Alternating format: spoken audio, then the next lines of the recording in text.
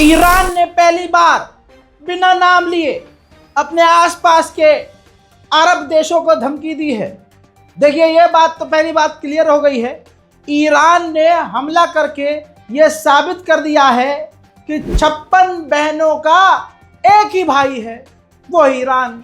जिसे समझ में आ गया नीचे कमेंट कर दीजिएगा।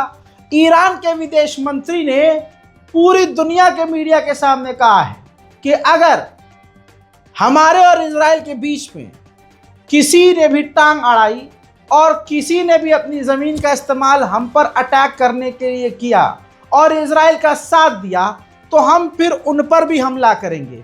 यानी नाम बिना लिए अरब को धमकी है कि तुम्हारी टेरिटरी पर भी फिर हमारी फतह और दूसरी खतरनाक मिसाइलें गिरेंगी। हजरात, अब आप मांगे सबूत।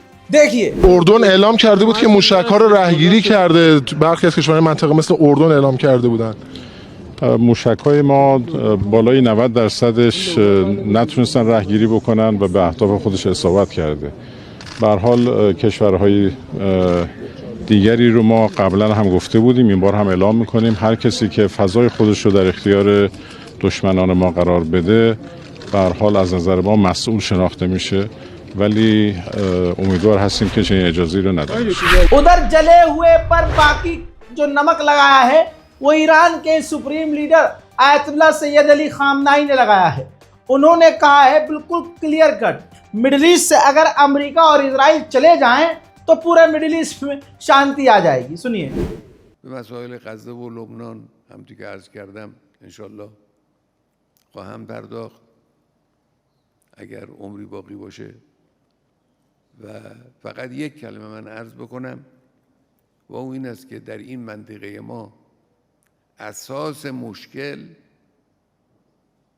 که این درگیری ها و جنگ ها و نگرانی ها و دشمنی ها و اینا رو به وجود میاره، اساس مشکل ناشی از حضور همون کسانی است که دم از صلح و آرامش منطقه میزنن، یعنی آمریکا. हजरात मोहतरम, उधर ईरान के डिफेंस मिनिस्टर ने भी कहा है बिल्कुल दुनिया के सामने कि हमारा हमला 90% सटीक और कामयाब रहा। सुनिए। عملیات که بسیار عالی بود.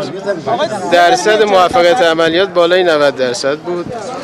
عملیات منطبق بر قوانین بین المللی بود، یعنی بر اساس منشور سازمان ملل یک اقدام متقابل بود، کاملا قانونی از لحاظ بین المللی و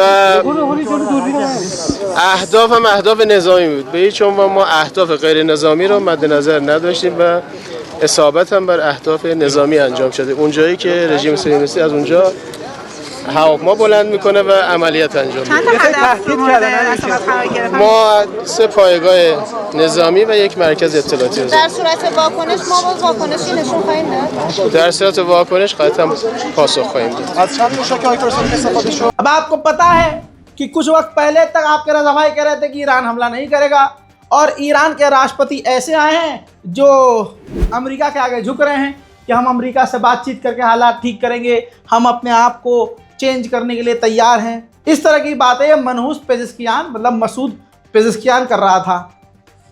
जब ईरान ने हमला किया तो मैं और मेरी टीम 15 मिनट तो सर खुजाती रही कि यार ये ईरान के राष्ट्रपति ने अप्रूव कैसे कर दिया। तो जानकारी निकालने पर यह पता चली, हमारे साथियों ने हमको ये जानकारी दी ईरान से कि भाई साहब उस वक़्त ईरान के राष्ट्रपति मसूद मनहूस पेज़ेश्कियान तो सो रहे थे। हाँ, उनको तो ससुरा कुछ पता ही नहीं था। हाँ, राष्ट्रपति को कुछ नहीं पता था। सही सुन रहे हैं आप। ये फैसला IRGC को दिया था, ये आदेश IRGC को दिया था ईरान के supreme leader Ayatollah Syed Ali खामनाई ने। हजरात, आप समझ सकते हैं कि ईरान का राष्ट्रपति फिर क्या ही है। जब ईरान का सुप्रीम लीडर खड़ा होता है तो फिर कोई बोलने लायक नहीं होता है। और ईरान का अगर सुप्रीम लीडर आदेश दे दे तो दुनिया की कितनी बड़ी कोई ताकत हो, बल्कि पूरी दुनिया एक तरफ हो, IRGC वो करती है जो आदेश मिलता है और उसमें फिर अल्लाह कामयाबी भी अता करता है। उधर ईरान पहली बार डायरेक्ट अमेरिका को धमका रहा है और अमेरिका को बड़ी धमकी दे रहा है। ब्रेकिंग न्यूज़ में बता रहा हूँ, समझ लीजिए। ईरान ने कहा है कि हमने स्विट्जरलैंड के जरिए अमेरिका को पैगाम भिजवाया है कि मुन्ना अगर आप इजराइल के सपोर्ट में हम पर हमला करने के लिए आगे आए तो याद रखिएगा आपके क्षेत्र में, इस पूरे क्षेत्र में जितने अड्डे हैं सब पर हमले होंगे और साथ ही आपको भी निशाना बनाया जाएगा। साथ में ईरान ने यह भी कह दिया कि अगर कोई दूसरा देश अपना एयर स्पेस हम पर हमला करने के लिए तुम्हें देता है तो वो देश अपने साथ भविष्य में होने वाले कांड के खुद ही जिम्मेदार हों। मेरे दोस्तों, ईरान के लॉ मेकर अहमद नादरी ने पार्लियामेंट में बहुत क्लियर बयान दिया और कहा कि हमें अपनी न्यूक्लियर पॉलिसी बदलनी होगी, जिसकी पॉलिसी ईरान की ये है कि हम परमाणु बम नहीं बनाएंगे, अगर परमाणु होगा भी तो हम हमला नहीं करेंगे, ब्ला ब्ला ब्ला। बहुत सती सावित्री बनने वाला उसका ईरान का कानून है। तो उसी के खिलाफ बयान करते हुए फिलिस्तीन के समर्थन में ईरान के न्यूक्लियर पॉलिसी के जो नेता हैं उन्होंने कहा कि हमें अपनी पॉलिसी को चेंज करना ही होगा, इससे पहले कि देर हो जाए। सुनिए। در ماه‌های اخیر بارها به تلویح و تصریح بر این نکته اشاره کردم که شاید زمان آن فرا رسیده باشد که در دکترین هسته‌ای، نظامی و امنیتی من تجدید نظر کنیم. غم از دست دادن سید حسن نصرالله اگرچه سخت و جانکاه است، اما آتش خشم و خونخواهی را در وجودمان شعله‌ور ساخته است. उधर ईरान के डिफेंस मिनिस्टर ने यह भी कहा है कि हमने जो इजराइल पर हमला किया ये यूएन के कानून के ही मुताबिक था। लगभग 12-18 घंटे हो चुके हैं इजराइल पर खतरनाक हमला किए हुए और ईरान के अंदर ईद मनाई जा रही है, जश्न का माहौल है।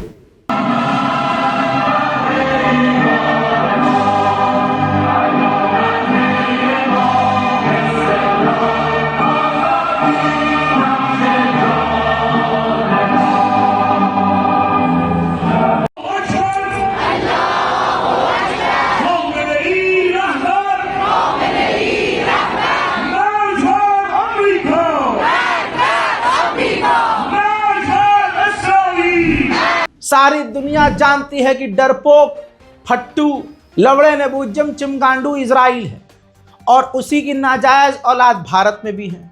एक बात मैंने पर्सनली नोटिस की, ईरान ने सिर्फ इजराइल पर मिसाइल नहीं दागी है, भारत में भी बहुतों के पिछवाड़े में मिसाइल घुसी है। सबसे चौड़ी मिसाइल तो अंधभक्तों के पिछवाड़े में गई और मुंह से बाहर आई है। दोस्तों, इन लवड़े नबूजमों को यह नहीं पता कि इनकी औकात क्या है, इनका बाप क्या कर रहा है। भारत में आग लगी पड़ी है, इनकी फटी पड़ी है, खाने के लाले हैं, नौकरी नदारद है, सड़क पर बैठ के मुल्ले काटे जाएंगे, फलाना अल्लाह चिल्लाएंगे, ला ला ला ला ला ला। और इनकी खुशी इतनी है कि बस मुसलमानों को परेशान करना है।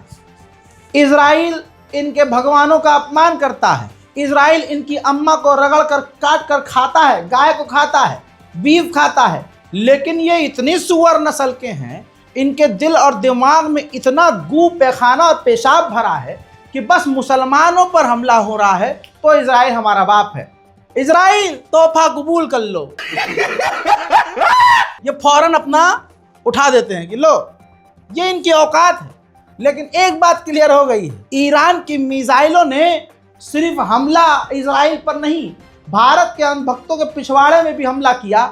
और मुसलमान ऐसे जो शियों को गालियां बकते हैं, जो आपस में शिया सुन्नी करते हैं, जो खासकर ईरान को कल तक गाली बकते थे सऊदी अरब के समर्थन में, उनके भी पिछवाड़े में मिसाइल गया। भाई साहब, बैलिस्टिक मिसाइल, सोचो बैलिस्टिक मिसाइल चली जाए और फट जाए तो इनका क्या होगा। बेचारे कुछ बोल नहीं पा रहे हैं और कहीं कुछ बोल दे रहे हैं तो सोशल मीडिया पर रेल दिए जा रहे हैं। अब मेरे दोस्तों, आप जानते हैं, ये देखिए स्क्रीन पर देखिए, ये इजराइल लवड़े नबूजम सच्चाई छुपा रहा है।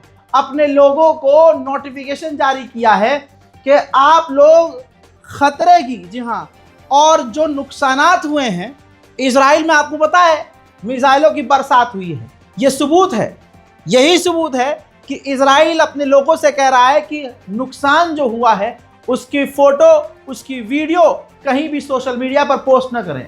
जाहिर सी बात है, जब इजराइल के लोग नुकसान के और ईरान की मिसाइलों की ताकत की तस्वीरें जब पोस्ट करेंगे तो कितनी बेइज्जती होगी। Super power Israel, super power America, सब इनके पिछवाड़े में ईरान ने कुछ ही मिसाइलों में डाल दिया है। ऊपर से ये देखिए, जॉर्डन के लोगों को भी कभी इतना खुश देखा नहीं गया। भले ही जॉर्डन की सरकार ईरान की मिसाइलों को अमेरिका के साथ मिलकर रोक रही थी, लेकिन कुछ मिसाइलें इंटरसेप्ट के बाद ईरान की जब जॉर्डन में गिरी है तो उसके टुकड़े को जॉर्डन के लोग ट्रैक्टर पर लाद कर निशानी, ईरान की निशानी के तौर पर लेकर जा रहे हैं और जश्न मना रहे हैं। ये वही तस्वीर है, ये उन लोगों के मुंह पर तमाचा है जो आज शिया सुन्नी कर रहे हैं और एक दूसरे की टांग खींच रहे हैं। मेरे दोस्तों, ईरान ने जब ये खौफनाक हमला करके अमेरिका, इजराइल और अनभक्तों के पिछवाड़े में मिसाइल दागी तो लॉन्च का एक वीडियो सामने आया है। जिस वक्त ये लॉन्च हो रही थी मिसाइलें, तो ईरान के शिराज के आसमान में एक पैसेंजर विमान था। एक यात्री ने वो लॉन्च का वीडियो रिकॉर्ड किया है जो मैं आपको दिखा रहा हूं।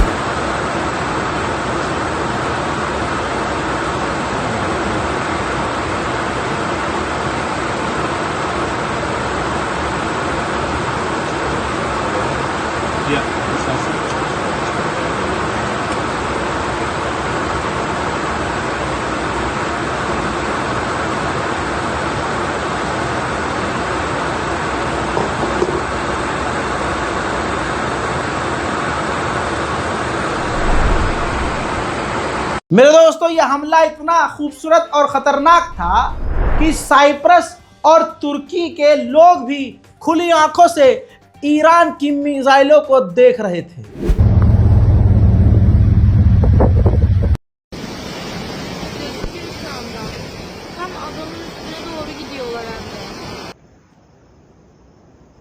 Normal bir şey değil abi bu. Ben hayatımda böyle bir şey görmedim ya.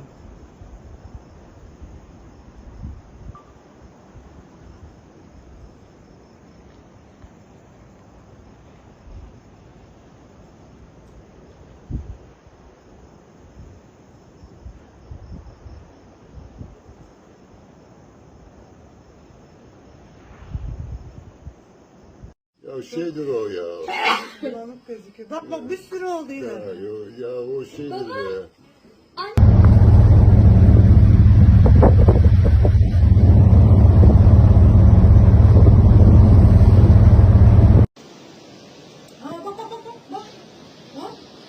Aa orada. Niye oraya gidiyor? Ha?